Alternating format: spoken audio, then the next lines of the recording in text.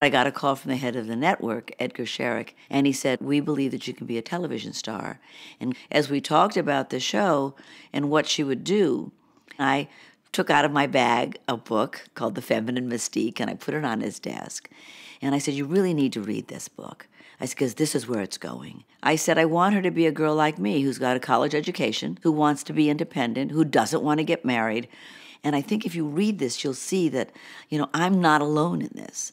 So he read it. And also I said to him, there's a woman named Marina Bartos who was an advertising executive at Gray Advertising. And she was trying to explain to the clients that you really couldn't sell cars anymore with women in bikinis laying over the hood of the car, that women were buying cars, and that wasn't going to sell a car to a woman. So she said this wonderful thing that I then quoted to Edgar Sherrick. I said, if you want to hit a moving target, you have to aim at where it's going, not at where it's been.